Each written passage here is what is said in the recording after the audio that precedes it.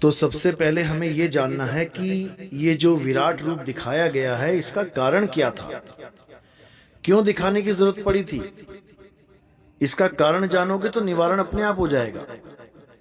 असल में जब अर्जुन ये कह के रुक गया कि मैं किसी को मार नहीं सकता, अपने भाइयों को, अपने चाचा को, अपने दादा को, अपने सगे संबंधियों को, वो भी केवल 5 गांव की जमीन के पीछे, इससे अच्छा तो हम किसी साधु संत या किसी त्यागी का जीवन जीकर इस दुनिया से चले जाएं, इस माया जाल से निकल जाएं।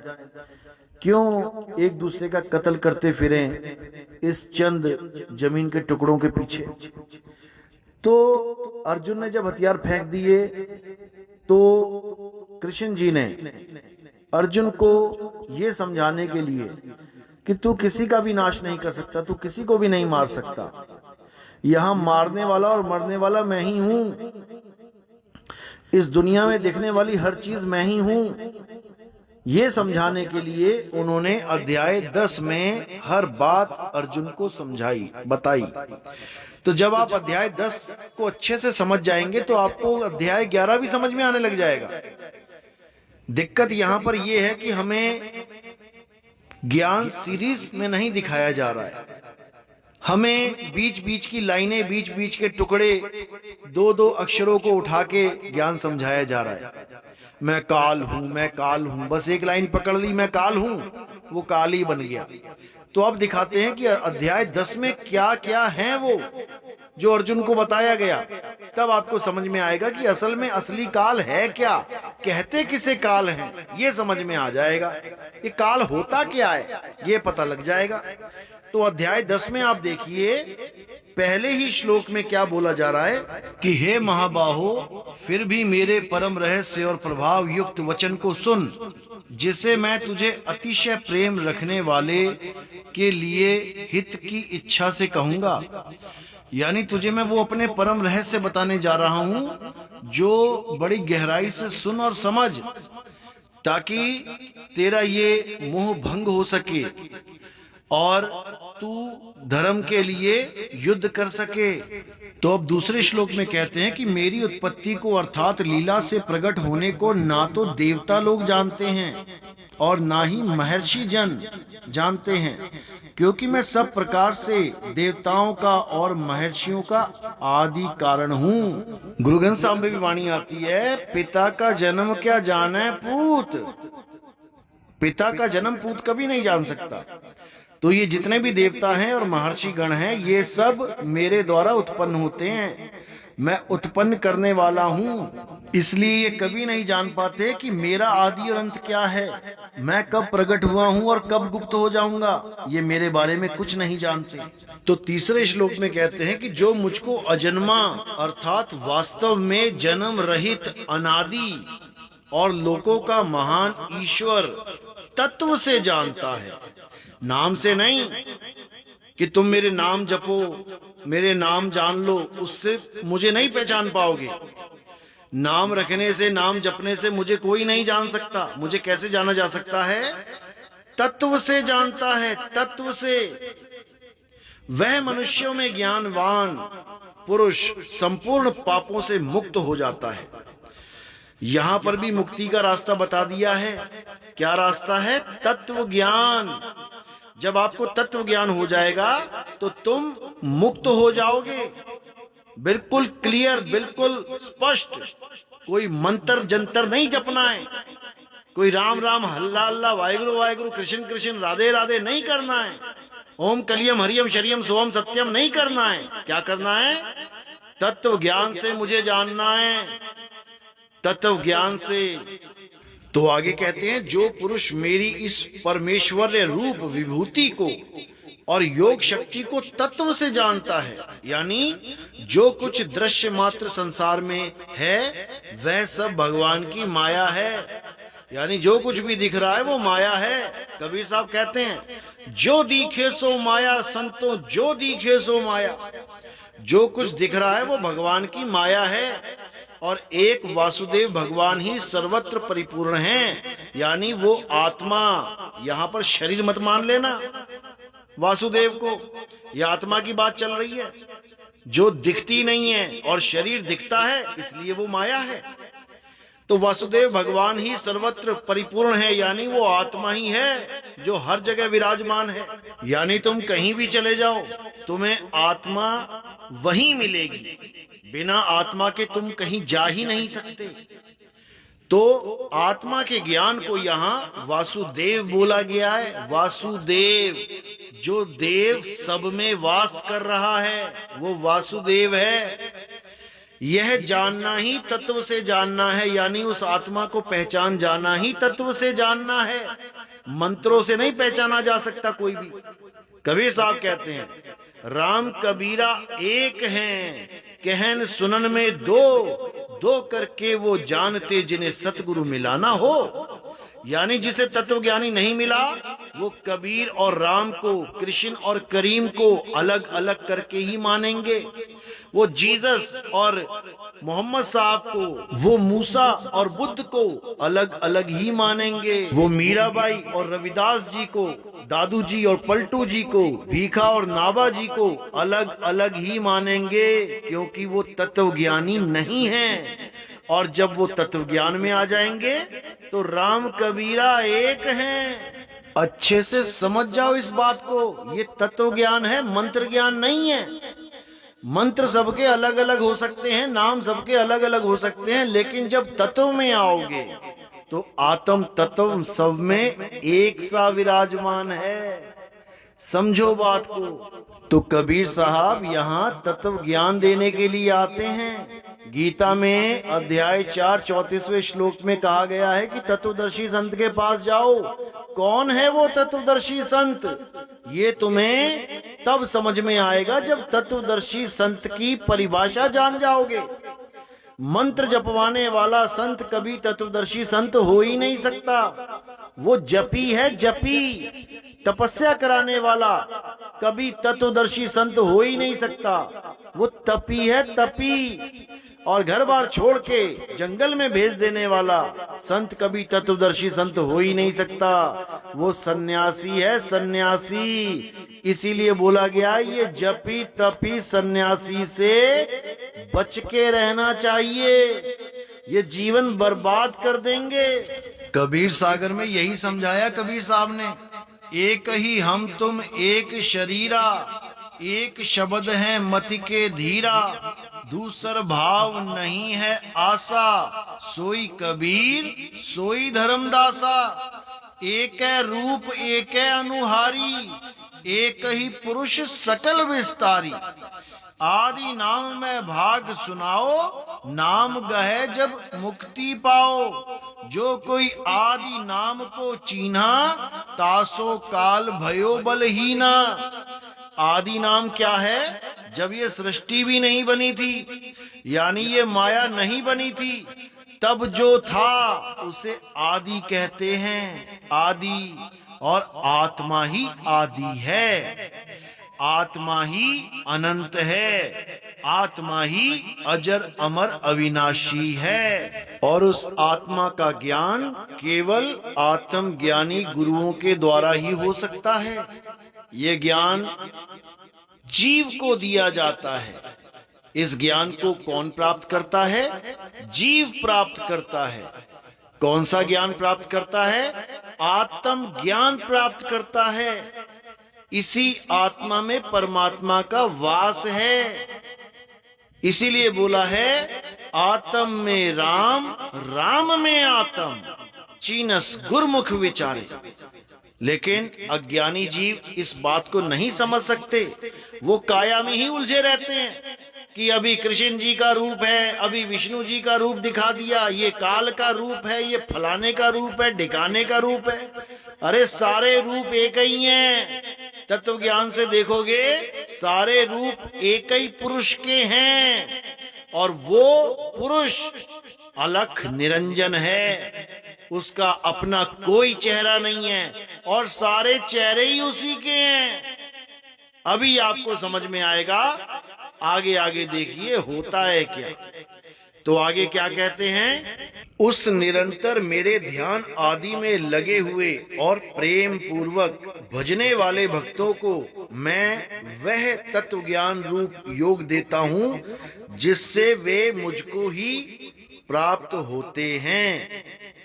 यानी मेरे ध्यान में जो रहते हैं, यानी आत्म तत्व के ध्यान में जो रहते हैं। कबीर साहब भी समझाते हैं, कहते हैं परम तत्व का ध्यान धर सोहम आपे आप। क्या सोहंग सोहंग जप रहा है? परम तत्व का ध्यान धर, तू खुद ही सोहम हो जाएगा। यानी जो तू सोहम, जैसा मैं वैसा तू, जैसा तू वैसे हम। यानी हम एक तत्व ही हो जाएंगे, हम दो नहीं रहेंगे, हम एक हो जाएंगे। तो ये मंत्र जपने की बात नहीं चल रही यहाँ पे। यहाँ पर निरंतर ध्यान, ध्यान का मतलब होता है सिमरन, सिमरन का मतलब होता है स्मरण, स्मरण ध्यान, मंत्र जाप नहीं। समझो इसको। तो आगे समझाते हैं, हे अर्जुन, उनके ऊपर अनुग्रह करने के लिए उनके अंतःकरण में स्थित हुआ मैं स्वयं ही उनके अज्ञान जनित अंधकार को प्रकाशमय तत्व ज्ञान रूप दीप के द्वारा नष्ट कर देता हूं। तो यहां तत्वदर्शी कौन हुआ फिर? जो तुम कह रहे हो कि ये तो काल है, काल है, काल है। अरे तत्व ज्ञान भी यही दे रहा है, यही समझा रहा है। तुम्हारी बुद्धि में क्यों नहीं जा रहा है? तत्व ज्ञान आत्मा के ज्ञान को कहते हैं, तत्व ज्ञानी आत्मा के ज्ञानी को कहते हैं। अर्जुन को आत्मा का संदेश दे रहे हैं कृष्ण जी कि हे अर्जुन, आत्मा अजन्मा है, नित्य है, शाश्वत है, पुरातन है, सनातन है। ये आत्मा अजन्मा है, अडोल है, अबोल है, अकह है, अनाम है, इसका कोई नाम नहीं है। इसको तत्व ज्ञानियों के पास जाकर अनुभव करने की विधि प्राप्त कर, तब तेरा कल्याण होगा अर्जुन, नहीं तो तेरा कल्याण नहीं होगा। मंत्र जपने की बात नहीं कह रहे हैं वो कि मंत्र जपने से तत्व ज्ञान हो जाएगा। तत्वदर्शी का मतलब होता है जो तत्व का दर्शन करा दे। जैसे दूरदर्शी का मतलब होता है दूर की वस्तु का दर्शन करा दे। सूक्ष्मदर्शी का मतलब होता है सूक्ष्म से भी सूक्ष्म वस्तु का दर्शन करा दे। इसी प्रकार तत्वदर्शी का मतलब होता है जो दोनों प्रकार के तत्वों का दर्शन करवा दे। असत्य तत्व और सत्य तत्व, वो दोनों के भेद को जानता है। यही गीता अध्याय 2 16वें श्लोक का सार है। पढ़ो उसे। सार और असार को जानना है। सतगुरु ऐसा चाहिए जैसा सूप सुहाए, सार सार तो गही रहे, थोथा दे उड़ाए। इन दोनों प्रकार के तत्वों में सार तत्व को तो पकड़ लेना है और असार थोथे को उड़ा देना है, तब मुक्ति होगी। ये मंत्र जंतर से मुक्ति नहीं होगी। तंत्र मंत्र सब झूठ है, इनमें न भर में कोई, और सार शब्द जाने बिना कागा हंस न होए। सार शब्द एक वस्तु है, सार शब्द कोई मंत्र नहीं है। अरे वस्तु यानी सार शब्द, वस्तु कहीं ढूंढे कहीं कैसे लागे हाथ, और गुप्त वस्तु तब मिले भेदी लीजिए साथ। भेदी लीना साथ में दीनी वस्तु लखाए, कोटि जन्म का पंथ था पल में पहुंचा जाए। वस्तु का लखाव कराना है, लखाए। वस्तु को लखा जाता है, जपा नहीं जाता कि वस्तु को जपा जाता है। प्यास लगती है तो पानी को पिया जाता है, जपा नहीं जाता। भूख लगती है तो भोजन को खाया जाता है, जपा नहीं जाता। बीमार होते हो तो दवाई खानी पड़ती है, जपा नहीं जाता उसका नाम कि नाम जपने से बीमारी ठीक हो जाएगी। मूर्ख बना दिया इन लोगों ने इन भोले भाले जीवों को। तत्व ज्ञान से विमुख करके इन्हें जपी बना दिया, जपी। और कबीर साहब कहते हैं ये जपी तपी सन्यासी ना तो खुद मुक्त हो सकते हैं और ना ही किसी जीव को मुक्त कर सकते हैं। ये सब बंधन में हैं, ये सब 52 के जंजाल में फंसे हैं, 52 अक्षरों के द्वारा बनाए गए मंत्रों में फंसे हैं। कबीर साहब कहते हैं 52 के जंजाल में फंस गया ये संसार, सिमरन 52 का करे कैसे लागे पार। ये 52 को याद कर रहे हैं बैठ के, जबकि याद उस तत्व को करना था जिसे परम तत्व आत्म तत्व बोला गया है। इन नाशवान तत्वों से हटके अपने आप को आत्मा में स्थिर करना है। यही गीता अध्याय 3 17वें श्लोक में बोला गया, हे अर्जुन, जो अपनी आत्मा में रमण करते हैं, जो अपनी आत्मा में तृप्त हैं, जो अपनी आत्मा में संतुष्ट हैं, उनके लिए कोई धार्मिक कर्म कर्तव्य लागू ही नहीं होता। क्या अच्छे से समझें इसको। तो कहते हैं निरंतर मुझ में मन लगाने वाले और मुझ में ही प्राणों को अर्पण करने वाले, मुझ वासुदेव के लिए ही जिन्होंने अपना जीवन अर्पण कर दिया है, उनका नाम मदगत प्राणा है। भक्तजन मेरी भक्ति की चर्चा के द्वारा आपस में मेरे प्रभाव को जानते हुए तथा गुण और प्रभाव सहित मेरे कथन करते हुए ही निरंतर संतुष्ट होते हैं और मुझ वासुदेव में ही निरंतर रमण करते हैं। जिसको रमण करने तक का पता नहीं है वो क्या खाक भक्ति करवाएगा। अरे सुरत समाये शब्द में, ये समाने को ही रमण कहते हैं। वाको काल न खाए और जाप मरे अजपा मरे अनहद भी मर जाए। ये जाप अजपा और अनहद नाद की भक्ति करने वाले ये सब पछताएंगे, इनको कुछ प्राप्ति नहीं होगी। केवल और केवल सार शब्द में रमण करने वाले भगत ही इस काल जाल से बच पाएंगे, समझ जाओ। तो आगे अर्जुन ने कृष्ण जी को सीधे बोल दिया कि हे केशव, जो कुछ भी मेरे प्रति आप कहते हैं इस सब को मैं सत्य मानता हूं। यानी जो आप जो कुछ भी मुझे बता रहे हो बिल्कुल सच है। आपके लीलामय स्वरूप को ना तो दानव जानते हैं ना ही देवता जानते हैं। बिल्कुल मैंने यकीन कर लिया, बिल्कुल। अब आगे क्या कह रहे हैं, हे भूतों को उत्पन्न करने वाले, हे भूतों के ईश्वर, हे देवों के देव, हे जगत के स्वामी, हे पुरुषोत्तम, आप स्वयं ही अपने से अपने को जानते हैं। यानी आपका क्या तत्व है वो आप ही जानते हो। आपका असली तत्व स्वरूप क्या है वो आप ही पहचानते हो। हम आपको नहीं जान सकते, हम आपको नहीं पहचान सकते, क्योंकि हमें कोई तत्व ज्ञान नहीं है। हम केवल उस चीज को सत्य मान लेते हैं जो हमें सामने दिखाई दे रही है। जैसे कृष्ण जी ने कहा कि हे अर्जुन, जो लोग मुझे नर रूप में मानते हैं कि मैं एक नर हूं। अब देखो कृष्ण जी ने वहां पे नर रूप बोला है, और का मतलब कृष्ण नहीं होता है, नर का मतलब होता है आदमी। और उन लोगों को अज्ञानी बोला कृष्ण जी ने जो मुझे आदमी मानते हैं। मैं आदमी नहीं हूं, मैं नर नहीं हूं। नर और नारी तो 5 तत्व का मिश्रण है।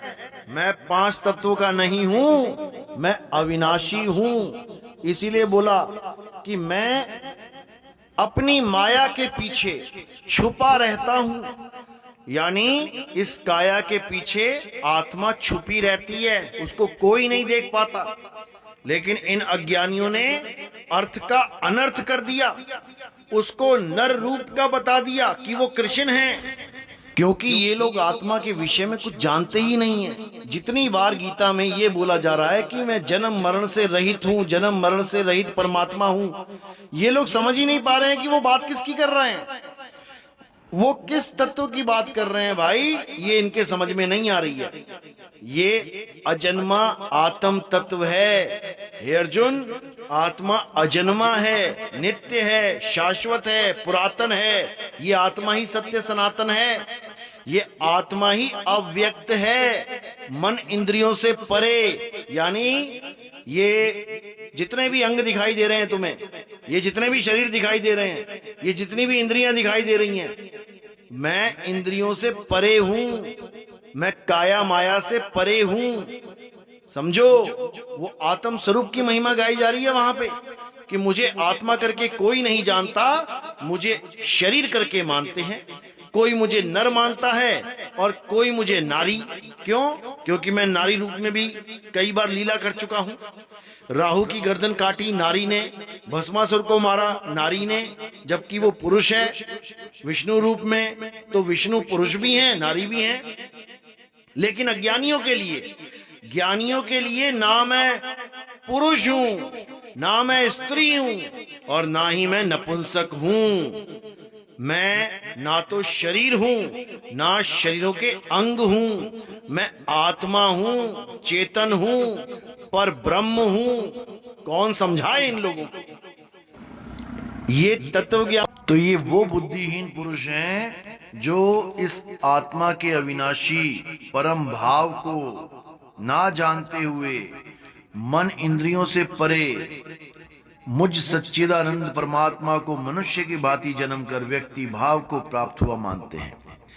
यानी क्या बोल रहे हैं कि जो मुझे आत्म रूप में नहीं जान पाता है वही मुझे एक इंसान के रूप में मान के बैठ जाता है कि कृष्ण जी कौन है? नर हैं, आदमी हैं। राधा कौन है? औरत है। इसी में उलझ पुलझ के ये जीव दुर्गति को प्राप्त हो जाता है। लेकिन जब इसके जीवन में तत्वदर्शी संत आता है तो उसे बोध करवाता है कि भाई तुम शरीर नहीं आत्मा हो। तब वो समझ पाता है अपने अविनाशी स्वरूप को, तब उसकी मुक्ति होती है। अन्यथा ऐसे ही 84 लाख योनियों में जन्म जन्म दुख पाता है, कोई सहाय नहीं होता है। तो इसलिए अब उस आत्मज्ञानी गुरु की शरण में आओ जो तुम्हें आत्मा का भेद समझाए, जो तुम्हें पुरुष और स्त्री से परे तुम्हारे सत्य स्वरूप से तुम्हें अवगत करवाए। श्रीमद् देवी भागवत देवी महापुराण में भी यही समझाया गया है, लेकिन ये अज्ञानी कभी इस बात को समझ ही नहीं पाए। देखिए क्या लिखा है। तो देखिए यहाँ पर बिल्कुल स्पष्ट लिखा है कि संसार के अभाव में ना मैं स्त्री हूं, ना पुरुष और ना ही नपुंसक। यानी जब तक सृष्टि नहीं बनती है तब तक मैं ना स्त्री ना पुरुष, मैं कोई देह नहीं हूं, मैं कोई इंद्री नहीं हूं। मैं इंद्री मन से परे हूं, आत्म स्वरूप में स्थित हूं। लेकिन ये अज्ञानी जीव इस बात को नहीं समझ सकते क्योंकि ये तत्वज्ञानी है ही नहीं, ये जपी तपी सन्यासी हैं। इन दोनों में बहुत बड़ा भेद होता है। अगली वीडियो में मैं इसके बारे में पूरा खोल के समझा दूंगा। आज जो हमारा लक्ष्य है वो इस काल भगवान का साम्राज्य खड़ा करके बैठे हैं। आज उस काल की पोल खोलना है कि आखिर काल है क्या और इन्होंने क्या समझा दिया। तो आगे देखिए उसी अध्याय 10 में जब अर्जुन ने कहा कि आप ही मुझे बताएं कि आप क्या हैं, हम आपको नहीं जान सकते। तो देखिए उसी काल भगवान ने किस किस रूप को अपना रूप बताया। एक एक वाक्य को अच्छे से समझिए, उसमें सब कुछ दे रखा है। तत्व ज्ञान के आधार से हर बात उसमें छुपी हुई है, बस उसको उजागर करने वाला कोई गुरु चाहिए, फिर हर चीज समझ में आने लग जाएगी। काल भगवान केवल काल नहीं है कि कोई उसको केवल एक काल एक शरीर मान के बैठ जाए। काल भगवान इस संसार में उत्पन्न हर एक वस्तु है, इस संसार में उत्पन्न हर एक शरीर है, इस संसार में उत्पन्न हर एक चेहरा है। लेकिन ये केवल तत्व ज्ञानी ही समझ सकते हैं। देखिए कितनी अच्छी तरह अध्याय 10 में अपने सारे स्वरूपों का वर्णन कर रहे हैं। देखिए, हे अर्जुन, मैं सब भूतों के हृदय में स्थित सबका आत्मा हूँ तथा संपूर्ण भूतों का आदि मध्य और अंत भी मैं ही हूँ। यानी इन पंचभूतों की बात चल रही है, ये भूत प्रेत मत समझ लेना। पंचभूतों के हृदय में स्थित सबका आत्मा हूँ, यानी जितनी भी काया यहाँ दिखाई दे रही हैं मैं सबके हृदय में स्थित आत्मा हूँ और संपूर्ण लोगों का आदि मध्य और अंत मैं ही हूँ। मैं अदिति के 12 पुत्रों में विष्णु और ज्योतियों में किरणों वाला सूर्य हूँ तथा मैं 49 वायु देवताओं का तेज और नक्षत्रों का अधिपति चंद्रमा हूँ। मैं वेदों में सामवेद हूँ, देवों में इंद्र हूँ, इंद्रियों में मन हूँ और भूत प्राणियों की चेतना अर्थात जीवन शक्ति हूँ। मैं 11 रुद्रों में शंकर हूँ और यक्ष तथा राक्षसों में धन का स्वामी कुबेर हूँ। मैं 8 वसुओं में अग्नि हूँ और शिखर वाले पर्वतों में सुमेर पर्वत हूँ। पुरोहितों में मुखिया बृहस्पति मुझको जान हे पार्थ। मैं सेनापतियों में स्कंद और जलाशयों में समुद्र हूँ। मैं सब वृक्षों में पीपल का वृक्ष, देवर्षियों में नारद मुनि, गंधर्वों में चित्ररथ और सिद्धों में कपिल मुनि हूँ। घोड़ों में अमृत के साथ उत्पन्न होने वाला उच्चैश्रवा नामक घोड़ा, श्रेष्ठ हाथियों में ऐरावत नामक हाथी और मनुष्यों में राजा मुझको जान। मैं शस्त्रों में वज्र और गौओं में कामधेनु हूँ। शास्त्रोक्त रीति से संतान की उत्पत्ति का हेतु कामदेव हूँ और सर्पों में सर्पराज वासुकी हूँ। मैं नागों में शेषनाग और जलचरों का अधिपति वरुण देवता हूँ और पितरों में आर्यमा नामक पितर तथा शासन करने वालों में यमराज मैं हूँ। मैं दैत्यों में प्रहलाद और गणना करने वालों का समय हूँ तथा पशुओं में मृगराज सिंह और पक्षियों में गरुड़ हूँ। मैं पवित्र करने वालों में वायु और शस्त्रधारियों में श्री राम हूँ तथा मछलियों में मगर हूँ और नदियों में श्री भागीरथ गंगा जी हूँ। हे अर्जुन, सृष्टियों का आदि और अंत तथा मध्य भी मैं ही हूँ। मैं विद्याओं में अध्यात्म विद्या अर्थात ब्रह्म विद्या और परस्पर विवाद करने वालों का तत्व निर्णय करने के लिए किया जाने वाला वाद हूँ। मैं अक्षरों में अकार हूँ और समासों में द्वंद्व नामक समास हूँ। अक्षय काल अर्थात काल का भी महाकाल तथा सब और मुख वाला विराट स्वरूप सबका धारण पोषण करने वाला भी मैं ही हूँ। मैं सबका नाश करने वाला मृत्यु और उत्पन्न होने वालों का उत्पत्ति हेतु हूँ तथा स्त्रियों में कीर्ति, श्रीवाक, स्मृति, मेघा, धृति और क्षमा हूँ तथा गायन करने योग्य श्रुतियों में मैं बृहत साम और छंदों में गायत्री छंद हूँ तथा महीनों में मार्गशीर्ष और ऋतुओं में मैं बसंत हूँ। मैं छल करने वालों में जुआ और प्रभावशाली पुरुषों का प्रभाव हूँ। मैं जीतने वालों का विजय हूँ, निश्चय करने वालों का निश्चय और सात्विक पुरुषों का सात्विक भाव हूँ। वृषणी वंशियों में मैं वासुदेव तेरा सखा, पांडवों में धनंजय अर्थात तू, मुनियों में वेद व्यास और कवियों में शुक्राचार्य कवि भी मैं ही हूँ। अब यहाँ पे कितना क्लियर कर दिया उन्होंने कि वृषणी वंशियों में मैं वासुदेवी हूँ और पांडवों में मैं अर्जुन भी हूँ। बताओ। और ये नकली तत्वज्ञानी केवल शरीरों को पकड़ के बैठे हैं। ये कृष्ण जी का विराट रूप था, ये काल भगवान का विराट रूप था, ये फलाने का विराट रूप था, ये ढिकाने का विराट रूप था। अरे विराट रूप का मतलब ही होता है सब कुछ एक हो जाना। विश्व रूप भी बोला गया उसको, यानी पूरे विश्व का रूप मेरा ही रूप है। मैं केवल कृष्ण नहीं हूँ, मैं केवल पांडवों में अर्जुन नहीं हूँ, मैं केवल ये नहीं हूँ, मैं केवल वो नहीं हूँ, मैं सब कुछ हूँ।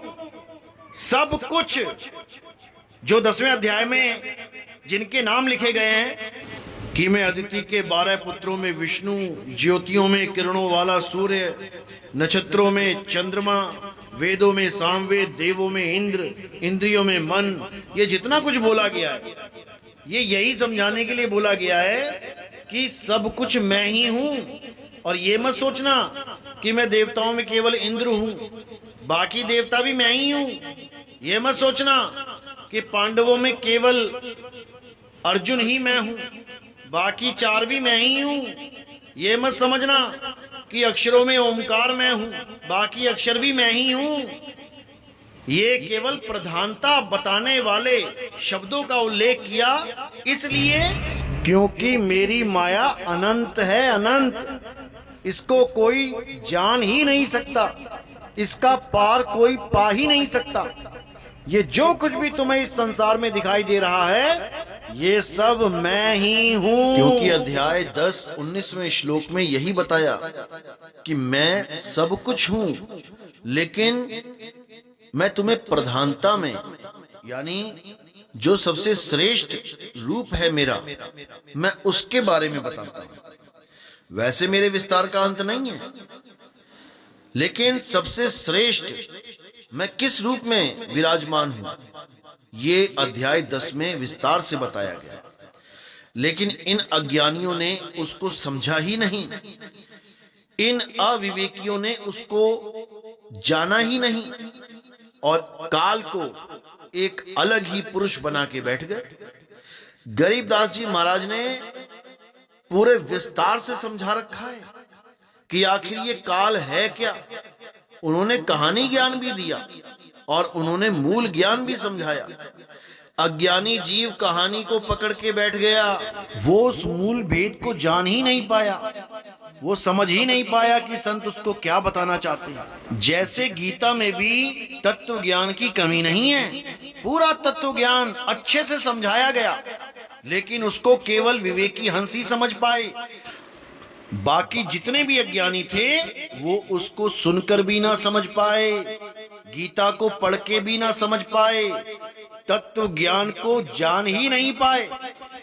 तो अब गीता का वो तत्व ज्ञान आपको समझाते हैं जिसको समझने में बड़े बड़े बाबा फेल हो जाते हैं, जिसको समझने में बड़े बड़े संत महात्मा फेल हो जाते हैं। लेकिन अगर परमात्मा की कृपा हो जाए तो हर जीव इस तत्व ज्ञान को बड़े आराम से समझ सकता है। बस करना क्या है, पक्षपात को छोड़ के सत्य को अच्छे से समझ के ग्रहण करना है। ये पक्षपात करना छोड़ दो, ये मेरा गुरु, वो तेरा गुरु, मेरा गुरु जो बताएगा वो मानूंगा, तेरा गुरु बताएगा नहीं मानूंगा। अरे सबकी सुनो और सत्य को पकड़ो, चाहे वो किसी का भी गुरु क्यों ना बता रहा हो, तुम्हारा निशाना सत्य पे होना चाहिए। सत्य को जानो, आखिर सत्य है क्या, क्योंकि जहां पर सत्य है वहीं सत साहिब है। सत साहिब कभी झूठ के साथ नहीं खड़ा होता। इसीलिए बोला है कि जहां संत तहां परगट भयहूं, और जहां असंत गुपत तहां रहूं। मैं सब में विराजमान हूं, लेकिन जहां पे सत्य की बात चलती है मैं वहां खड़ा हूं उनके साथ, और जहां असत्य की बात चलती है मैं वहां होता हुआ भी नहीं हूं। समझ जाओ मेरे भाइयों, समझ जाओ। तो इसी काल भगवान का भेद खोलते हुए गरीबदास जी महाराज ने भी अपने ग्रंथ में कलम तोड़ रखी है, लेकिन इन अज्ञानी जीवों को ये ज्ञान समझ में ही नहीं आ सकता। सारी उम्र गरीबदास जी महाराज का ग्रंथ पढ़ते पढ़ते जीवन निकाल दिया, लेकिन ये गरीबदास जी की एक भी बात को समझ ही नहीं पाए। गरीबदास जी ने काल भगवान के बारे में बहुत कुछ बोला, और काल है क्या इसको भी खोला, लेकिन इन लोगों ने काल काल तो पकड़ लिया, लेकिन उसके भेद को ना समझ पाए। नाम तो पकड़ लिया, लेकिन उसका भेद बिल्कुल नहीं समझ पाए। बल्कि इस काल के नाम से लोगों को डरा डरा के इन्होंने बड़े बड़े आश्रम बना लिए, बड़े बड़े नोट इकट्ठे कर लिए, बड़े बड़े इन्होंने पाठ करवा दिए कि तुम काल से बच जाओगे, पाठ कर लो, पाठ कर लो। 1-1 लाख रुपए का पाठ करवा दिया इन लोगों ने। काल के नाम पे अपनी सोने की लंका बना ली इन लोगों ने, लेकिन ये काल को जान ही नहीं पाए। आज आपको समझा दिया जाएगा कि आखिर काल है क्या, काल का स्वरूप है क्या, काल क्या कोई एक आदमी है या सब कुछ काल ही है। एक एक बात को समझा के इस भ्रम को तोड़ दिया जाएगा कि काल नाम का कोई शख्स है जो आके आपको खाएगा। अरे वो खा ही रहा है, लेकिन तुम उसको समझ नहीं पा रहे हो, तुम उसको जान नहीं पा रहे हो। तुम्हारी आंखों के सामने काल खड़ा है, लेकिन तुम उसे पहचान नहीं पा रहे हो, इसीलिए बार बार उस काल के जाल में फंस जाते हो। लेकिन आज काल के बारे में एक एक बात को खोल दिया जाएगा, एक एक रहस्य उजागर कर दिया जाएगा। इस काल की पोल पट्टी आज नितिन दास खोल के रहेगा। समझो इस बात को और समझो इस काल को। तो गरीबदास जी महाराज क्या कहते हैं, आइए वाणी में देखते हैं। गरीब काल काल सबको कहे, काल ना चीने कोय, उपजी बाजी काल है, समझत ना ही लोए।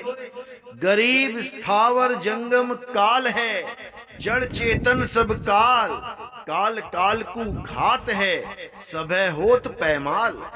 यानी गरीब क्या बोल रहे हैं कि ये काल काल तो सब कर रहे हैं। आज कबीर पंथी भी काल काल करके बात करते हैं कि काल खा जाएगा, काल खा जाएगा, भक्ति कर लो। गरीबदास जी महाराज के पंथ में भी काल काल बोल रहे हैं। ये हंस मुनि भी काल काल करके सबको डरा रहा है, सबको परेशान कर रहा है। जबकि गरीबदास जी क्या कहते हैं, ये काल कौन है, उपजी बाजी काल है। ये उपजी बाजी क्या है, यही काल है, समझत ना ही लोए, ये कोई नहीं समझता। उपजी बाजी का मतलब क्या है, इस संसार में जो भी चीज उपज गई है, जो भी चीज पैदा हो गई है, वो काल ही है, वो काल ही है। जो कुछ भी तुम्हें नजर आ रहा है, जो इस संसार में पैदा हुआ है, वो काल ही है, वो काल का ही रूप है। तो कह रहे हैं गरीब स्थावर जंगम काल है, जड़ चेतन सब काल, काल काल को खात है, सबे होत पैमाल। अब कितना स्पष्ट बता दिया कि ये काल ही काल को खा रहा है। अब काल काल को खाए तो काल मर क्यों ना जाए। जब खाई गया काल को काल तो मर जाए काल, लेकिन नहीं, काल काल को खात है। यानी काल ही काल को खा के खत्म कर रहा है और काल ही काल को पैदा भी कर रहा है, क्योंकि उपजी बाजी काल है। उपजी बाजी में ये पैदा करता है और जब विनाश की लीला करनी होती है तब उसी काल को ये खत्म कर देता है। ये बहुत शातिर है, ये बहुत शातिर है। इसको समझना बच्चों का खेल नहीं है। लेकिन आज नितिन दास सबको समझा देगा, अच्छे से बता देगा कि ये काल है क्या। तो गरीबदास जी महाराज कहते हैं, सात समुंदर काल है, व्योम धरणी सब द्वीप, स्वाति बूंद भी काल है, मोती काल है सीप। गरीब 1,84 काल है, उत्पत आवे जाए, आवन जान से रहित हैं, जिसको काल न खाए। अब इन मोटी बुद्धि लोगों के इतनी सी बात समझ में नहीं आ रही और सारी उम्र हो गई गरीबदास जी की बाणी पढ़ते पढ़ते। गरीबदास पंथ में ये लोग गरीबदास की बाणी पढ़ते पढ़ते बूढ़े हो गए, लेकिन ये आज तक इस बाणी का भेद नहीं समझ पाए और बन गए ये जगत गुरु। अरे ठगत गुरु हैं ये लोग, ठगत गुरु। तो क्या कहते हैं, गरीब 7 समुंदर काल है। ये जो 7 समुंदर तुम्हें दिखाई दे रहे हैं ये काल है। व्योम धरण सब काल, ये धरती आसमान सब काल है। स्वाति बूंद भी काल है, मोती काल है स्वीप। तो कह रहे हैं ये स्वाति यानी बारिश की बूंदे भी काल हैं, मोती भी काल है। ये 1,84 काल है, क्योंकि सारी 84 में जितनी भी योनियां हैं ये उपजती हैं और बिनसती हैं। उपजने और बिनसने वाला काल ही है। 1,84 काल है, उत्पत्ति आवे जाए, आवे यानी जन्मे और जावे यानी बिनसे। ये उपजने वाले और बिनसने वाले ये सब काल ही हैं। आवन जावन से रहित है, जिसको काल न खाए। बस ये आत्मा जो आने जाने से रहित है, इसको काल नहीं खा सकता। इसीलिए अगर जीव इस आत्मा का ज्ञान प्राप्त कर ले, आत्म ज्ञान प्राप्त कर ले, तो इसको काल नहीं खा सकता। ये अपने शब्द स्वरूप को जान ले तो इसको काल नहीं खा सकता। इसी को साहिब समझा रहे हैं कि हम हैं शब्द शब्द हम माही, हमसे भिन्न और कछु नाही। शब्द न बिन से बिन से देही कहें कबीर हम शब्द सने ही। ये इनकी समझ में नहीं आएगा। ये काल के ही पुजारी हैं, काल को ही पूजेंगे। ये शरीरों के पुजारी हैं, शरीरों को ही पूजेंगे। इनको आत्मा का ज्ञान समझ में ही नहीं आ सकता। इसलिए मेरे भाइयों, गरीबदास जी महाराज ने जो समझाया है अच्छी तरह समझना है। तो आगे क्या कहती है वाणी? तो कहते हैं गरीब कच्छ मच्छ कुरम्ब लग, धौल धरणी आकाश, 5 तत्व गुण 3 लग, सबे काल का बास। यानी ये कच्छ मच्छ कुरम्ब जितने भी ये अवतार हैं, जितने भी ये धरती आकाश में जो कुछ भी दिख रहा है, ये 5 तत्व 25 प्रकृति 3 गुण, ये सभी काल ही हैं। सब में काल का वास है। कुछ भी बिना काल से नहीं है। हर तरफ काल ही काल है। तो आगे कह रहे हैं गरीब चांद सूर्य 2 काल हैं, पवन अग्नि और व्योम, उपजा सोई बिनससी, सकल होते हैं होम। ये सूरज और चांद भी काल ही हैं। पवन अग्नि आकाश ये काल ही है। ये जितना भी कुछ उपज रहा है और बिनस रहा है, ये सब काल ही है। तारायण सब काल हैं, सकल तेज बिनसंत, पिंड ब्रह्मांड सब ढैत हैं, खाए काल हसंत। ये सब काल ही हैं और इन सबको खाने वाला भी काल ही है। काल काल को खात है। समझ जाओ मेरे भाइयों, इसको समझ जाओ। तो आगे कहते हैं घर की कामिनी काल है, सकल कुटुंब परिवार, बेटा बेटी काल हैं, फिरे काल की डार। गरीब छाजन भोजन काल है, काल काल के पास, काल काल भक्षण करे, काले काल ग्रास। अब कितना क्लियर यहाँ बता दिया कि किसी को कोई भ्रम ना रह जाए कि कोई काल आएगा मुझे फाड़ के खाएगा, तपतशिला पे मुझे भून के खाएगा। ये सब कहानी ज्ञान है।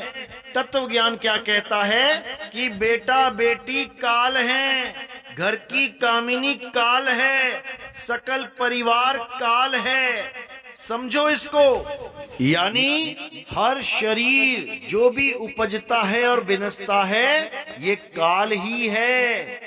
इसीलिए कबीर साहब ने बोला, देव निरंजन सकल शरीरा, तामे भ्रम भ्रम रहल कबीरा।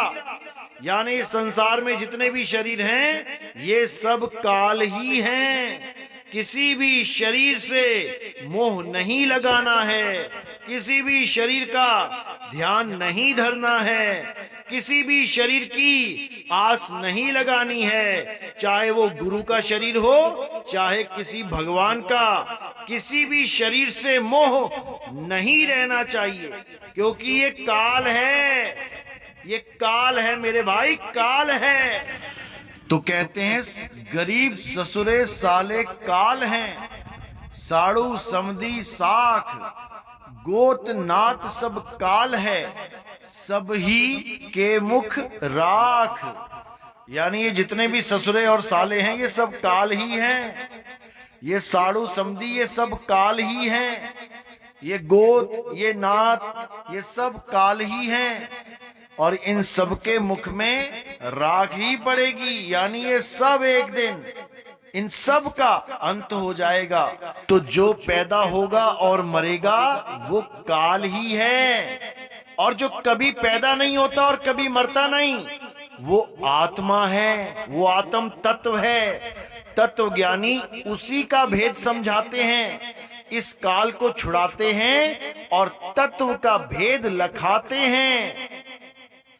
तो कहते हैं कौम 36 काल हैं, कहीं राजा कहीं रीत, शट दर्शन सब काल हैं, भद्रा भेष अतीत। यानी ये जितना भी तामझाम दिख रहा है तुम्हें, ये 36 कौमें, ये राजा प्रजा, ये रीति रिवाज, ये 6 दर्शन, ये सब काल ही हैं। ये सारे भेष जितने बाबा घूम रहे हैं भेष बना बना के, ये सब काल ही हैं। ये सब काल हैं। और इन कालों से परे कौन है? वो आत्म तत्व है, आत्मा है, वो अकाल है। उसी को अकाल पुरुष बोला जाता है। उसको जान लेना ही सच्ची भक्ति कहलाता है, सत भक्ति कहलाता है। उसी को जान लेने से मुक्ति होती है। काल की पूजा करने से कभी मुक्ति नहीं होती। तो आगे कहते हैं, तन मन काया काल है, काल कर्म का मेल, काल काल को खात है, उत्पत परलय खेल। गरीब सुर असुरन सब काल हैं, गण गंधर्व सब देव, सहस 88 काल हैं, करे कौन की सेव। ये तन मन काया ये सब काल है। जो ये भ्रम फैला दिया गया है कि परमात्मा सह शरीर है, परमात्मा शरीर है, मनुष्य जैसा है, देखने में साकार है, अरे ये काल ही है। इस हंस मुनि ने सबको काल के साथ जोड़ दिया। इस हंस मुनि ने इस काया को परमात्मा घोषित कर दिया। ये हंस मुनि बहुत शातिर है। इस हंस मुनि के जाल में बड़े बड़े बुद्धिजीवी फंसे पड़े हैं। इस हंस मुनि के जाल को केवल वही काट सकता है जिस पर परमात्मा की अपार कृपा हो जाए, जिसकी विवेक शक्ति इतनी बढ़ जाए, जो काल को पहचान जाए। और जो काल को पहचान जाएगा वही काल से बचेगा।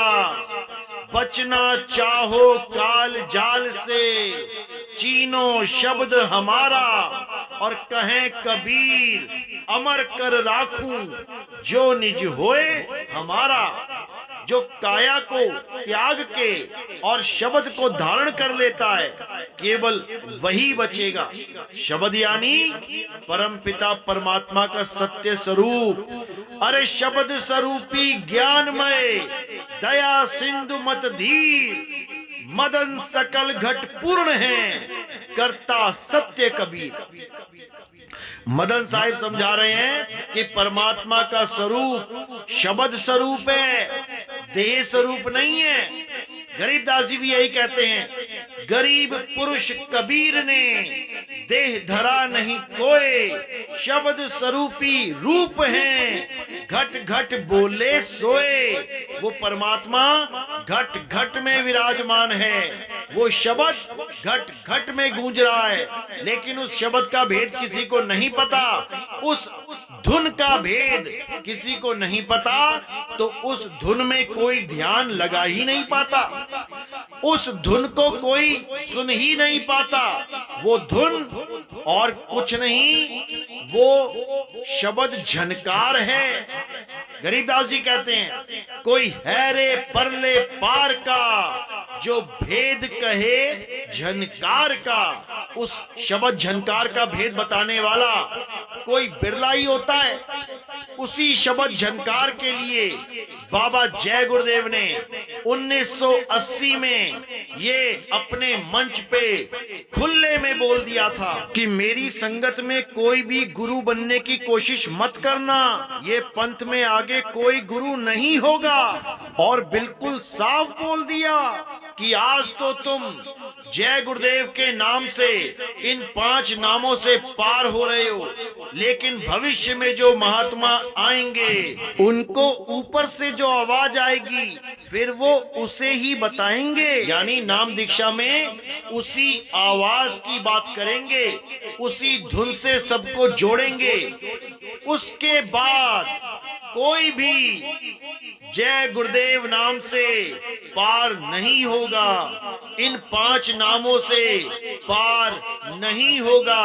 1980 में ही बाबा जय गुरुदेव ने अपने पंथ का खात्मा अपने ही मुख से कर दिया था कि हमारा पंथ केवल तब तक काम करेगा जब तक वो आने वाला महात्मा उस अखंड नाद का भेद नहीं बताने लगेगा। जैसे ही वो अखंड नाद का भेद बताना शुरू करेंगे, उसके बाद हमारा कोई भी शिष्य इन 5 नामों से पार नहीं होगा, नहीं होगा। हालांकि 5 नामों से पहले भी पार नहीं होते थे, लेकिन अगर बाबा जय गुरुदेव उस समय ये बोल देते कि इन 5 नामों से तुम पार नहीं होगे, तो सारी संगत तितर बितर हो जाती, सब किसी और गुरु की शरण में चले जाते, वो बाबा जय गुरुदेव के पास नहीं टिकते, तो उनको आज ये बाबा जय गुरुदेव की भविष्यवाणी पे भरोसा भी ना होता। इसलिए बाबा जय गुरुदेव ने संगत को इकट्ठा रखा और आने वाले महात्मा के बारे में भरपूर ज्ञान दिया।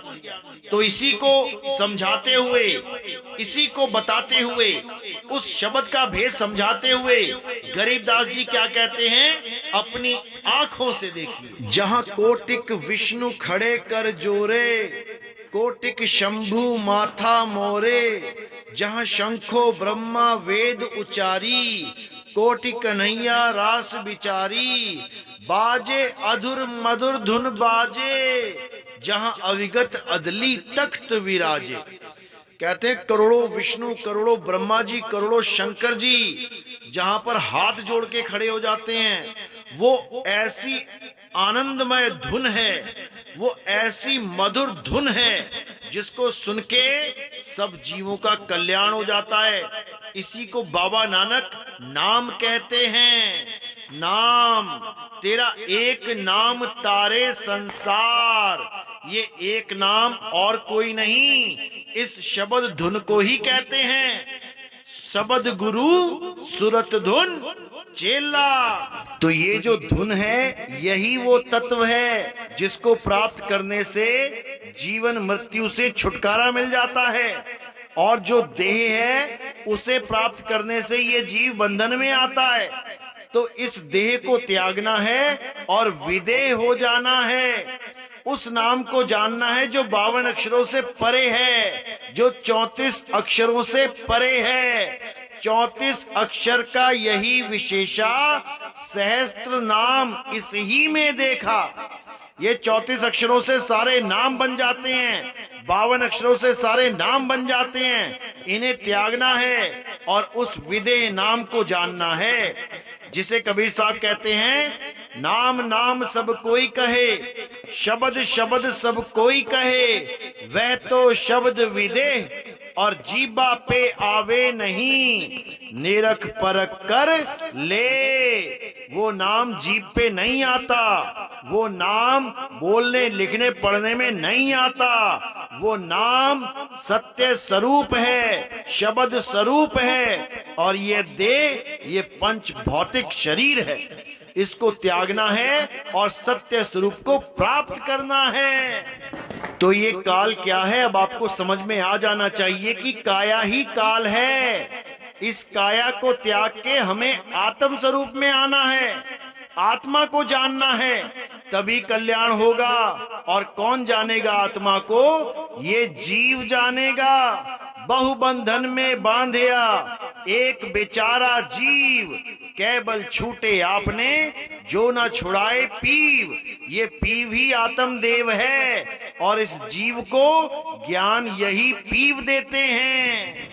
तो अब 11वें अध्याय के इस काल को भी देख लेते हैं, जिसका नाम लेके ये हंस मुनि लोगों को मूर्ख बनाता है। कहता है कि काल ने कभी किसी को दर्शन ही नहीं दिए, केवल अर्जुन को दर्शन दिए। तो आज इसके इस अज्ञान का खेल खत्म कर देंगे। मेरे भाइयों, पूरा विवेक लगा के एक एक श्लोक पे गहन विचार करके इस तत्व ज्ञान को समझना है। अज्ञान को त्याग के सत्य को स्वीकार करना है, तभी मेरे भाई इस जन्म मरण का रोग खत्म होगा। इन अधूरे गुरुओं के चक्कर में अगर तुम अपना जीवन बर्बाद कर बैठे तो वापस 84 में ही जाना पड़ेगा। कोई नहीं रोक सकता, कोई नहीं। जब अध्याय 10 में उनको हर स्वरूप का ज्ञान बता दिया गया कि मैं देवों में इंद्र हूँ, मैं पांडवों में अर्जुन हूँ, मैं कृष्ण हूँ, मैं सागर हूँ, मैं ये हूँ, मैं वो हूँ, हर चीज का भेद बता दिया गया। तब अर्जुन क्या बोले? अध्याय 11 के पहले श्लोक में, मुझ पर अनुग्रह करने के लिए आपने जो परम गोपनीय अध्यात्म विषयक वचन अर्थात उपदेश कहा है, उससे मेरा यह अज्ञान नष्ट हो गया है। अध्याय 11 दूसरे श्लोक में क्या कहते हैं? क्योंकि हे कमल नेत्र, मैंने आपसे भूतों की उत्पत्ति और प्रलय विस्तार पूर्वक सुने हैं तथा आपकी अविनाशी महिमा भी सुनी है। हे परमेश्वर, आप अपने को जैसा कहते हैं यह ठीक ऐसा ही है, परंतु हे पुरुषोत्तम, आपके ज्ञान, ऐश्वर्य, शक्ति, बल, वीर्य और तेज से युक्त ऐश्वर्य रूप को मैं प्रत्यक्ष देखना चाहता हूँ। अब यहाँ पे विचार करना है कि कौन से रूप को देखना चाहता है अर्जुन। तो आपके सामने जो लिखा हुआ है उसी रूप के दर्शन कराए जाएंगे। कोई काल वाल विकराल दैत्य का रूप दिखाई देने की बात नहीं की जा रही है। यहाँ पर उनके ज्ञान, ऐश्वर्य, शक्ति, बल, वीर्य और तेज से युक्त ऐश्वर्य रूप को मैं प्रत्यक्ष देखना चाहता हूँ, ये बोला जा रहा है यहाँ पे। मैं आपका काल रूप देखना चाहता हूँ, ये नहीं बोला जा रहा है। तो जो रूप दिखाया जाएगा वो सब इन्हीं के जैसा होगा। उसमें बल भी होगा, ज्ञान भी होगा, ऐश्वर्य भी होगा, शक्ति भी होगी, तेज भी होगा, सब कुछ होगा। उसी को काल का रूप बोला गया है। कोई अलग से कोई काल का रूप नहीं दिखाया जाएगा। तो अब आगे देखिए क्या कहते हैं। हे प्रभु, यदि मेरे द्वारा आपका वह रूप देखा जाना शक्य है, ऐसा आप मानते हैं, तो हे योगेश्वर, उस अविनाशी स्वरूप का मुझे दर्शन कराइए। किस स्वरूप का? जो अध्याय 10 में सारे स्वरूप बताए गए कि मैं देवों में इंद्र हूँ, मैं ये हूँ, मैं वो हूँ, मैं सब कुछ हूँ। इस सब कुछ वाले स्वरूप का मुझे दर्शन कराइए। तो देखिए आगे क्या कहते हैं। तब श्री भगवान बोले, हे पार्थ, अब तुम मेरे सैकड़ों हजारों नाना प्रकार के और नाना वर्ण तथा नाना आकृति वाले अलौकिक रूपों को देख। अब देखिए कि कौन से रूप दिखाए जा रहे हैं। विचार करने वाली तो ये बात है कि उन रूपों में दर्शन होंगे तो होंगे किसके? काल भगवान के होंगे या किसी और के होंगे? देखिए क्या लिखा है। हे भरतवंशी अर्जुन, तू मुझ में आदित्यों को अर्थात अदिति के 12 पुत्रों को, 8 वसुओं को, 11 रुद्रों को, दोनों अश्विनी कुमारों को और 49 मरुदगणों को देख तथा और भी बहुत से पहले ना देखे हुए आश्चर्यमय रूपों को देख। अब यहाँ बिल्कुल क्लियर कर दिया कि मैं कोई कालवाल नहीं हूँ। मेरे अंदर तू सबके रूपों को देख। किस किस के? अदिति के 12 पुत्रों को देख। तो किसके दर्शन हो रहे हैं? अदिति के 12 पुत्रों के। 8 वसुओं को देख। तो किसके दर्शन हो रहे हैं? 8 वसुओं के। 11 रुद्रों को देख। तो किसके दर्शन हो रहे हैं? रुद्रों के। दोनों अश्विनी कुमारों को देख। तो किसके दर्शन हो रहे हैं? अश्विनी कुमारों के। और 49 मरुदगणों को देख। तो किसके दर्शन हो रहे हैं? काल के नहीं हो रहे हैं। और भी बहुत से पहले ना देखे हुए आश्चर्यमय रूपों को देख, यानी ऐसे लोगों को देख जिनको तूने कभी देखा ही नहीं। जैसे तुम्हारे सामने जो शक्लें दिख जाती हैं वो तो तुम देख लेते हो, लेकिन ऐसी अनंत शक्लें हैं जो तुमने पहले कभी नहीं देखी। अगर वो सारी शक्लें तुम्हारे सामने लाके खड़ी कर दी जाएं, तब समझो कि तुम उसके विराट रूप का दर्शन कर रहे हो, ना कि किसी काल भगवान का। समझो मेरी बात को। तो आगे कह रहे हैं, अब इस मेरे शरीर में एक जगह स्थित चराचर सहित संपूर्ण जगत को देख तथा और भी जो कुछ देखना चाहता हो सो देख। अब अगर काल भगवान ने अपना रूप दिखाना होता तो ये कभी नहीं कहता अर्जुन से कि तू जो देखना चाहता है वो देख, क्योंकि काल भगवान का कोई ना कोई तो अपना रूप होगा। वो ऐसा तो नहीं कि जो देखना चाहता है वो देख ले, वो मैं ही हूं। मेरे भाई ऐसा ही है, जो दिखे सो माया, जो दिखे सो काल। जो भी तुम देखना चाहते हो ये काल वही चीज दिखा देता है। समझो, जो भी तुम देखना चाहते हो। रामपाल जी के शिष्य रामपाल जी को देखना चाहते हैं तो अंत समय में वो रामपाल जी का शरीर उसकी शक्ल लेके सामने खड़ा हो जाएगा। राधा स्वामी बाबा का चेला राधा स्वामी बाबा को देखना चाहता है अंत समय में, ये राधा स्वामी बाबा के शरीर को, उसकी शक्ल को सामने लाके खड़ा कर देगा। बाबा जय गुरुदेव का चेला बाबा जय गुरुदेव को देखना चाहता है, ये बाबा जय गुरुदेव के शरीर और उसकी शक्ल को लाके सामने खड़ा कर देगा। कोई भी गुरु का चेला अपने गुरु को देखना चाहता है, ये उसी गुरु के शरीर को और उसकी शक्ल को लाके सामने खड़ा कर देगा। कोई भी किसी देवी देवता को देखना चाहता है, सारे देवी देवता इसी शरीर में दिखाई दे जाएंगे। ये सारा काल का ही जाल है, समझो मेरी बात को। यानी काल अगर अपनी शक्ल दिखाना चाहता है तो कभी नहीं बोलेगा कि जो तू देखना चाहता है वो दिखा देता हूं। अरे जो उसकी शक्ल है वही दिखाएगा ना। तो यहाँ पर इसको बिल्कुल गलत फहमी में मत रहना कि ये काल भगवान अपनी शक्ल दिखा रहा है। ये सारा संसार ही काल है। गरीबदास जी महाराज कहते हैं, गरीब 924 काल हैं, 3300 तक शीस, त्रिलोकी में काल है, तन मन भंजन शीस। यानी ये 9 अवतार, 24 अवतार, ये सब काल हैं। ये 3300, ये सब काल हैं। त्रिलोकी में काल ही काल है, तन और मन ये सब काल ही है। गरीब तीनों देवा काल हैं, ब्रह्मा विष्णु महेश, भूले चूके समझियो सब काहू उपदेश। कहते हैं तीनों देवा काल हैं, क्योंकि तीनों देवों के भी दर्शन अर्जुन को उसी रूप में हुए। इन 924 के दर्शन अर्जुन को उसी रूप में हुए। ये त्रिलोकी के दर्शन अर्जुन को उसी रूप में हुए। ये सारे रूप काल ही हैं। तो आगे कह रहे हैं, गरीब जंत्र मंत्र सब काल हैं, काल दीठ और मूठ, काया काल कुसंग है, नगर हाथ है हूठ।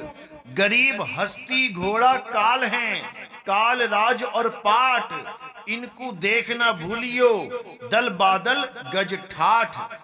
गरीबदास जी कह रहे हैं ये तंत्र मंत्र, जितने भी मंत्र जपे जा रहे हैं, ये सब काल के ही नाम हैं, क्योंकि ये सारे शरीर काल ही है और इन्हीं शरीरों के नाम ये काल के ही नाम हैं। ये तंत्र मंत्र सब काल हैं, इसको समझो।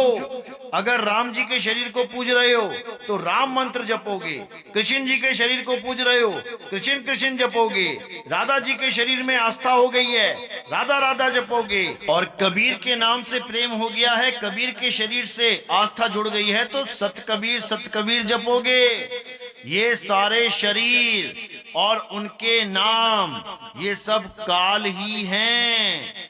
इसीलिए कबीर साहब ने साफ बोल दिया, मेरा नाम कबीर नहीं है, मेरा नाम अकहुआ है, अकहुआ, जिसे कोई कह ही नहीं सकता। देखिए कबीर शब्दावली में बिल्कुल स्पष्ट लिखा गया है, जाकर नाम अकहुआ भाई, ताकर कहा रमैनी गाई, कहे को तात्पर्य है ऐसा, जस पंथी वो हित चढ़ी वैसा, है कुछ रहन गहन की बाता, बैठा रहे चला पुनि जाता, रहे वदन नहीं स्वांग सुभाऊ, मन स्थिर नहीं बीले काऊ, तन रहते मन जात है, मन रहते तन जाए, तन मन एक होए रहे, हंस कबीर कहाए।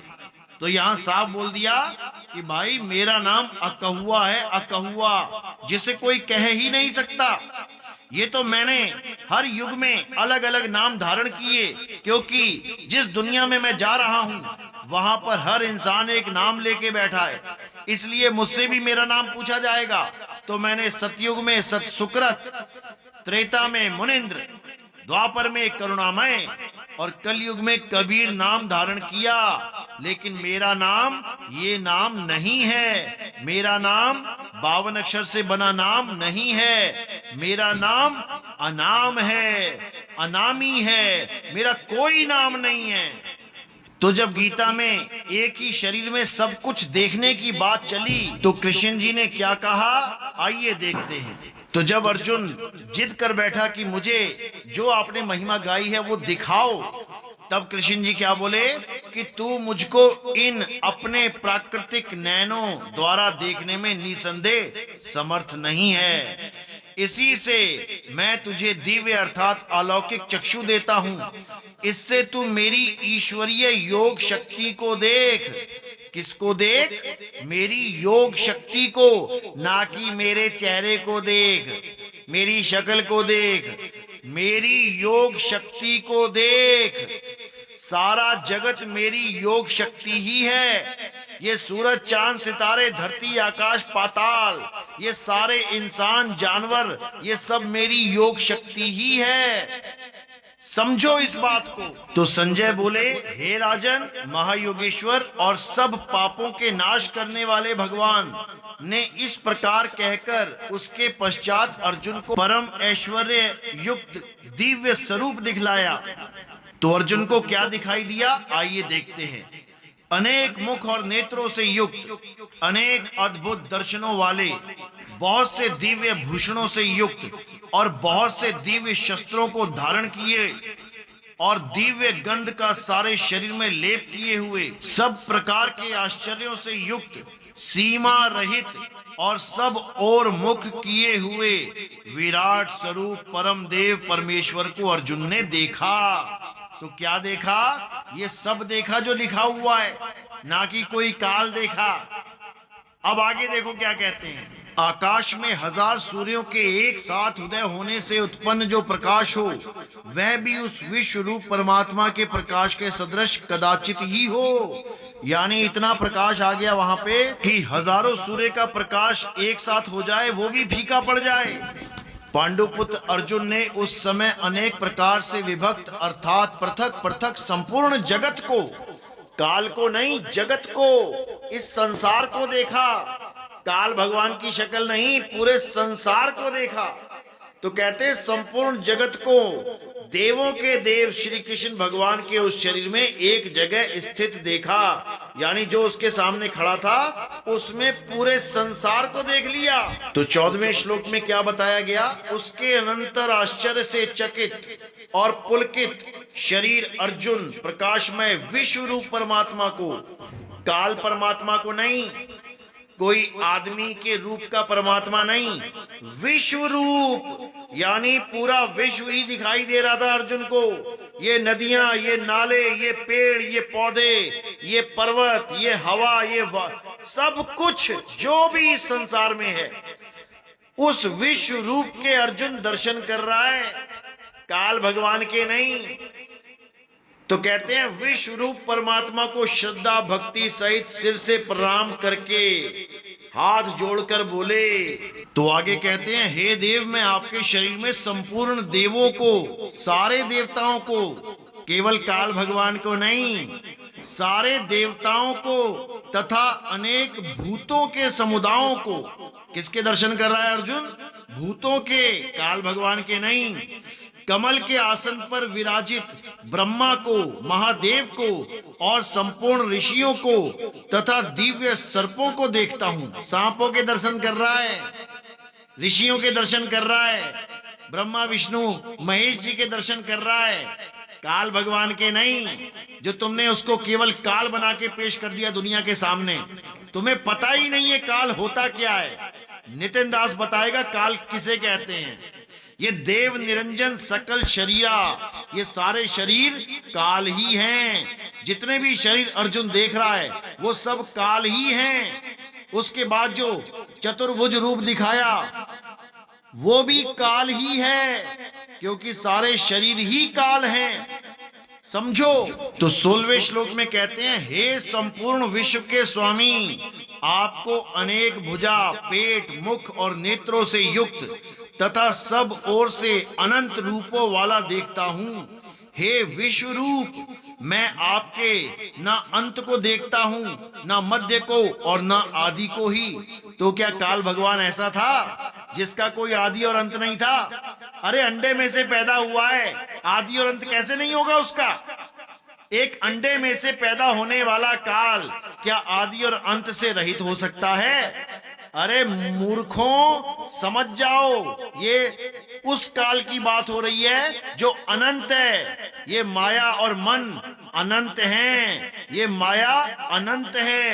ये उस काल की बात नहीं हो रही है जो अंडे से निकाल के ले आए तुम सतलोक में से। पता नहीं तुम्हारी मोटी बुद्धि में कब घुसेगा ये तत्व ज्ञान। तो 17वें श्लोक में कहते हैं, आपको मैं मुकुट युक्त, गदा युक्त, चक्र युक्त तथा सब ओर से प्रकाशमान तेज के पुंज, प्रज्वलित अग्नि और सूर्य के सदृश ज्योति युक्त, कठिनता से देखे जाने योग्य और सब ओर से अप्रमेय स्वरूप देखता हूं। तो देख लो, सारे रूपों का वर्णन है यहाँ पे। तो यहाँ बोला गया कि आप ही जानने योग्य परम अक्षर अर्थात पर ब्रह्म परमात्मा हैं। आप ही इस जगत के परम आश्रय हैं, आप ही अनादि धर्म के रक्षक हैं और आप ही अविनाशी सनातन पुरुष हैं, ऐसा मेरा मत है। तो अगर ये सब बोला जा रहा है तो क्यों नहीं मान लेते कि वो आदि पुरुष है, सनातन पुरुष है, वही सबकी रक्षा करने वाला है। क्यों उसको काल बना के बैठे हो? जब अर्जुन उसको परमात्मा बोल रहा है तो तुम उसे काल क्यों बोल रहे हो? केवल इसलिए कि उसने एक बार कह दिया कि मैं काल हूं? अरे वो तो ये भी कह रहा है कि मैं विष्णु हूं, मैं अर्जुन हूं, मैं इंद्र हूं, मैं पीपल हूं, मैं बहुत कुछ हूं। वो क्यों नहीं मान रहे हो? क्योंकि तुम्हें तत्व ज्ञान के नाम पे अंडा पता है, अंडा जिसमें से काल निकल गया। तुम्हारे दिमाग में उस अंडे के अलावा और कुछ नहीं है। तुम्हारे दिमाग में केवल अंडे में घुसा हुआ काल ही छाया हुआ है। ये तत्व ज्ञान तुम्हारे बस की बात नहीं है समझना। तुम तत्व ज्ञानी नहीं, तुम मंत्र ज्ञानी हो, जपी तपी हो तुम। ये जप तुमसे छूटने वाला नहीं है। ये तत्व ज्ञान कभी तुम्हें समझ में आने वाला नहीं है। तुम्हारा जीवन ऐसे ही बीत जाएगा बिना तत्व ज्ञान के। ऐसे ही जन्म मरण में फंसे रहोगे, 84 के चक्कर काटते रहोगे, तब भी तुम्हें ये ज्ञान समझ में नहीं आएगा। लेकिन मालिक की दया हो जाए तो ये ज्ञान तुम्हें आज ही समझ आ जाएगा। और इसके बाद जो अनंत ज्ञान है, जो अनाम है, जो अबोल है, जो अडोल है, जो अकह है, फिर वो समझ में आना शुरू हो जाएगा। लेकिन ये तब होगा जब परमपिता परमात्मा की अपार कृपा तुम पर बरसने लगेगी। तब ये 2 कौड़ी का तत्व ज्ञान लेके तत्व ज्ञानी बने बैठे हो, इससे कल्याण नहीं होगा। समझ जाओ मेरी बात को। तो आगे कहते हैं, आपको आदि अंत और मध्य से रहित, अनंत सामर्थ्य से युक्त, अनंत भुजा वाले, चंद्र सूर्य रूप नेत्रों वाले, प्रज्वलित अग्नि रूप मुख वाले और अपने तेज से इस जगत को संतृप्त करते हुए देखता हूँ। हे महात्मन, ये स्वर्ग और पृथ्वी के बीच का संपूर्ण आकाश तथा सब दिशाएं एक आपसे ही परिपूर्ण हैं तथा आपके इस अलौकिक और भयंकर रूप को देखकर तीनों लोक अति व्यथा को प्राप्त हो रहे हैं। तो यहाँ पर सारा पृथ्वी का खेल बता दिया कि पूरी पृथ्वी और स्वर्ग के बीच का संपूर्ण आकाश तथा सब दिशाएं एक आपसे ही परिपूर्ण हैं, यानी आप हर जगह छा गए हो। तो क्या काल भगवान ऐसा था? क्या काल भगवान ऐसा था कि पूरी दुनिया में केवल काल ही काल दिखाई देता था? जो दुर्गा के साथ तुम कहते हो कि काल भगवान इस सृष्टि में आया, तो क्या पूरी सृष्टि में काल ही काल छा गया था? क्या ऐसी सृष्टि बनाई थी? क्यों तुम्हारी बुद्धि में नहीं जाता? क्या हर दिशा में काल ही काल दिखाई देता था दुर्गा को? तो आगे कहते हैं, वे ही देवताओं के समूह आप में प्रवेश करते हैं और कुछ भयभीत होकर हाथ जोड़े आपके नाम और गुणों का उच्चारण करते हैं तथा महर्षि और सिद्धों के समुदाय कल्याण हो ऐसा कहकर उत्तम उत्तम स्तोत्रों द्वारा आपकी स्तुति करते हैं। किसकी? जो सामने रूप दिखाई दे रहा है उसकी। और ये नकली तत्वज्ञानी समझता है कि उसने किसी को दर्शन ही नहीं दिए, काल ने किसी को दर्शन ही नहीं दिए, अर्जुन को ही दर्शन दिए। अभी दिखाते हैं तुम्हें किस किस को दर्शन दिए हैं काल ने। अब जो अर्जुन विकराल रूप को देख रहा है, उसी रूप को और कौन कौन देख रहा है? देखिए, जो 11 रुद्र और 12 आदित्य तथा 8 वसु, साध्यगण, विश्वदेव, अश्विनी कुमार तथा मरुदगण और पितरों का समुदाय तथा गंधर्व, यक्ष, राक्षस और सिद्धों के समुदाय हैं, वे सब ही विस्मित होकर आपको देखते हैं।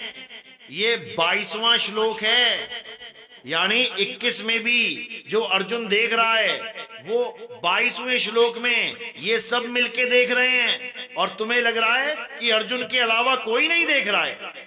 काल भगवान ने तो वादा किया है, प्रतिज्ञा ली है, कसम खाई है कि किसी को दर्शन नहीं दूंगा। ये सब देख रहे हैं, जो बड़ी बड़ी आंखें चारों तरफ देख रही हैं, जिन विकराल मुखों में से आग निकल रही है, उन्हीं को अर्जुन भी देख रहा है और उन्हीं को ये लोग भी देख रहे हैं। मूर्खों, आंखें खोल के पढ़ो क्या लिखा है। अब उसी रूप का आगे वर्णन किया जा रहा है जिसको ये सब मिलके देख रहे हैं। कैसा है वो रूप, आइए देखिए। हे महाबाहो, आपके बहुत मुख और नेत्रों वाले, बहुत हाथ जांग और पैरों वाले, बहुत उदरों वाले और बहुत सी दाढ़ों के कारण अत्यंत विकराल महान रूप को देखकर सब लोग व्याकुल हो रहे हैं तथा मैं भी व्याकुल हो रहा हूँ। यहाँ पर अर्जुन ने गवाही दे दी कि वो सब भी व्याकुल हो रहे हैं।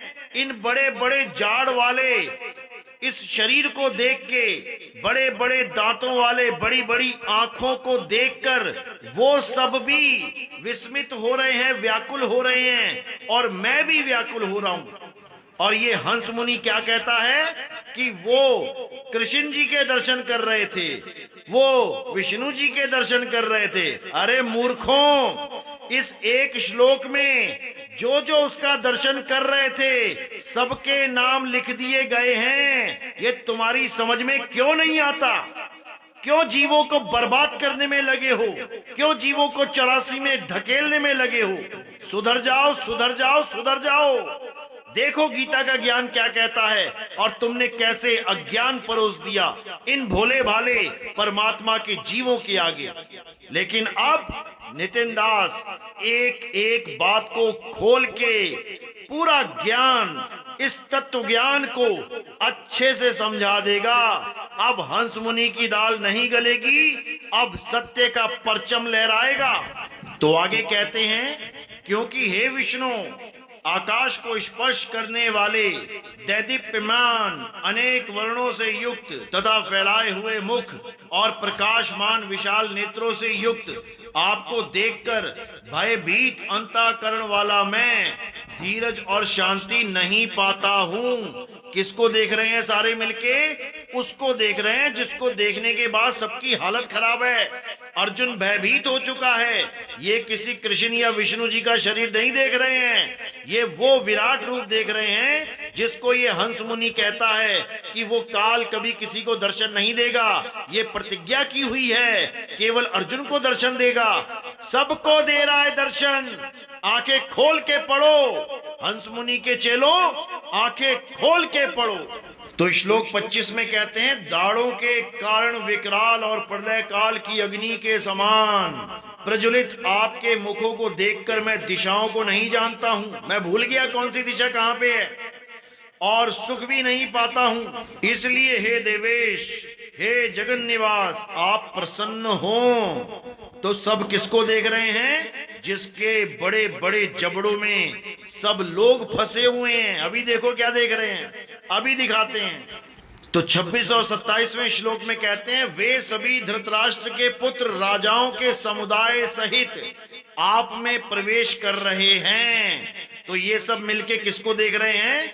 जिसके मुंह में सब प्रवेश कर रहे हैं। वो किसी विष्णु या कृष्ण जी के रूप को नहीं देख रहे, उनके मुंह में प्रवेश नहीं होता कोई। ये काल के मुंह में प्रवेश हो रहे हैं। और काल कोई एक इंसान नहीं, सारे जगत में काल ही काल व्याप्त है। बिल्ली चूहे का काल, कुत्ता बिल्ली का काल, बाघ कुत्ते का काल, शेर बाघ का काल, ऐसे ही हर तरफ अनंत मुख, अनंत आंखें, अनंत भुजाएं, हर तरफ अनंत पेट, अनंत हाथ पैर, सब कुछ अनंत रूप में ही दिखाई दे रहा है। ये कोई एक आदमी को नहीं देखा जा रहा है कि कोई सामने खड़ा है।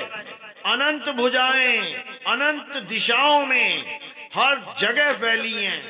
ये वो रूप है मेरे भाई, ये वो रूप नहीं है जो तुम मान के बैठ गए हो। तो कह रहे हैं भीष्म पितामह, द्रोणाचार्य तथा वह कर्ण और हमारे पक्ष के भी प्रधान योद्धाओं के सहित सबके सब आपके दाड़ों के कारण विकराल भयानक मुखों में बड़े वेग से दौड़ते हुए प्रवेश कर रहे हैं और कई एक चूर्ण हुए सिरों सहित आपके दांतों के बीच में लगे हुए यानी लटके हुए दिखाई दे रहे हैं। ये जितने वृंदावन वाले हैं ये इसको भगवान बता रहे हैं, इस रूप को, जबकि ये काल का रूप है, ये विकराल रूप है, ये विराट रूप है, ये भयंकर रूप है, ये इंसानों को खाने वाला रूप है, उनके सिरों को, लहू लुहान सिरों को जीभ से चाटने वाला रूप है। ये परमात्मा का रूप नहीं है, ये काल का रूप है। हमें काल के रूप की साधना नहीं, हमें परमात्मा के स्वरूप को जानना है। हमें काल से प्रेम नहीं, हमें परमात्मा से प्रेम करना है। जिस दिन ये बात समझ में आ गई, तत्व ज्ञान समझ में आने लग जाएगा। तो कहते हैं जैसे नदियों के बहाव से जल के प्रवाह स्वाभाविक ही समुद्र के ही सम्मुख दौड़ते हैं, अर्थात समुद्र में प्रवेश करते हैं, वैसे ही वे नर लोक के वीर भी आपके प्रज्वलित मुखों में प्रवेश कर रहे हैं। यानी ये सब मिलके किसको देख रहे हैं? जिसमें सब प्रवेश कर रहे हैं, ना कि विष्णु और कृष्ण जी के रूप को। यहीं पे इनका ये नकली तत्व ज्ञान फेल हो जाता है। इनको पता ही नहीं है कि गीता में किस भाव से कौन सा श्लोक बोला जा रहा है। ये केवल अपनी मनगढ़ंत कहानी बना के लोगों को भरमाने में लगे हैं। अब इस हंस मुनि के पास कोई चारा नहीं है लोगों को भरमाने का। अब इसका खेल खत्म हो चुका है। ये जो भी सत्संग सुनेगा उसका विवेक जागेगा और हंस मुनि के चक्कर में वो कभी नहीं पड़ेगा। हंस मुनि के बारे में कबीर सागर में 12वें पंथ में साफ लिखा है कि 12वें पंथ में हंस मुनि नाम का एक कालदूत आएगा जो अपने आप को कबीर कहाएगा, जो कहेगा कि मैं ही कबीर हूँ, मुझे परमात्मा ही मानो। अपने वीडियो में 1000 बार अपने आप को कबीर बोलने वाला ये हंस मुनि ही है, ये हंस मुनि ही है। तो इसके जाल को समझो और अब सत्य को अच्छे से समझ के आगे बढ़ो, इसके जाल को काटो और आगे बढ़ो। तो आगे कहते हैं जैसे पतंग मोहवश नष्ट होने के लिए प्रज्वलित अग्नि में अति वेग से दौड़ते हुए प्रवेश करते हैं, वैसे ही ये सब लोग अपने नाश के लिए आपके मुखों में अति वेग से दौड़ते हुए प्रवेश कर रहे हैं। आप उन संपूर्ण लोकों को प्रज्वलित मुखों द्वारा ग्रास करते हुए सब ओर से बार बार चाट रहे हैं। हे विष्णु, आपका उग्र प्रकाश संपूर्ण जगत को तेज द्वारा परिपूर्ण करके तपा रहा है। मुझे बताइए कि आप उग्र रूप वाले कौन हैं? हे देवों के देव, आपको नमस्कार हो, आप प्रसन्न होइए। आदि पुरुष, आपको मैं विशेष रूप से जानना चाहता हूँ क्योंकि मैं आपकी प्रवृत्ति को नहीं जानता। यानी अर्जुन सबको उन्हीं में देखता है, पूरे संसार को उसमें देख रहा है, उसी में अस्त्र शस्त्र देख रहा है, उसी में सुगंधे देख रहा है, उसी में पेड़ पौधों को देख रहा है, उसी में नदी नालों को देख रहा है, उसी में पर्वत को देख रहा है, उसी में सब नागों को देख रहा है, उसी में देवी देवताओं को देख रहा है, उसमें भूत प्रेतों पिशाचों को देख रहा है, उसमें सब कुछ देख रहा है। ब्रह्मा विष्णु महेश को देख रहा है, गौरी गणेश को देख रहा है, सबको देख रहा है। और फिर कह रहा है मैं आपको केवल कृष्ण समझ रहा था, एक रूप में मान रहा था, लेकिन अनंत रूपों वाले आप कौन हैं? तब उन्होंने क्या कहा कि मैं लोकों का नाश करने वाला बड़ा हुआ महाकाल हूँ। इस समय इन लोकों को नष्ट करने के लिए प्रवृत्त हुआ हूँ। इसलिए जो प्रतिपक्षियों की सेना में स्थित योद्धा लोग हैं वे सब तेरे बिना भी नहीं रहेंगे, अर्थात तेरे युद्ध ना करने पर भी इन सब का नाश हो जाएगा। अब यहाँ पर इस लाइन को पढ़ के ये हंस मुनि इसको काल बना के बैठ गया, जबकि ये नहीं समझ पाया कि अध्याय 10 में इसी विश्व रूप को पूरा खुलासा करके एक एक बात समझा के प्रदर्शित किया गया है। ये अध्याय 10 को कभी पढ़ के नहीं सुनाता, ये अध्याय 11 के इस एक श्लोक के पीछे पढ़ के सबको बेवकूफ बनाता है, सबको भ्रमित करता है। इस काल को सामने रख के अपनी दुकान चलाता है, इस काल के डरावे से सबको डराता है, ये अध्याय 10 कभी खोल के नहीं सुनाता। इसलिए मेरे भाई, जितने भी विवेकी हंस हैं जो मेरे इस सत्संग को सुन रहे हैं, अब अध्याय 10 को भी अच्छे से पढ़ो। जो अध्याय 10 में बताया गया है, अध्याय 11 में केवल उन्हीं चीजों को अर्जुन के सामने विश्व रूप में दिखाया गया है, ना कि कोई स्पेशल काल भगवान आ गया। ये अध्याय 10 को ही केवल दिव्य दृष्टि के द्वारा दिखाया गया है। अध्याय 10 में जो बताया है वही अध्याय 11 में दिखाया गया है। तो इसको अच्छे से समझो, तब कल्याण होगा। तो वैसे तो मैं 13 तारीख को ये सत्संग डालने वाला था, लेकिन मैंने सोचा कि ये धमाका दिवाली के दिन ही किया जाए। तो इसलिए ये दिवाली का धमाका कैसा लगा कमेंट में जरूर बताएं, और अच्छे से और ज्ञान को समझने के लिए, इस हंस मुनि के जाल को समझने के लिए जो 2 पार्ट और आने वाले हैं उनको अच्छे से समझना, तब इसका जाल टूट जाएगा और आप सब आजाद हो जाओगे। ये 12वें पंथ का हंस मुनि अब और जाल नहीं बुन सकता। इसका खेल खत्म होने का समय आ गया है, इसके अज्ञान का खत्म होने का समय आ गया है, मूल ज्ञान का झंडा पूरे विश्व में फहराने का समय आ गया है मेरे भाइयों, आ गया है। साहिब बंदगी सतनाम।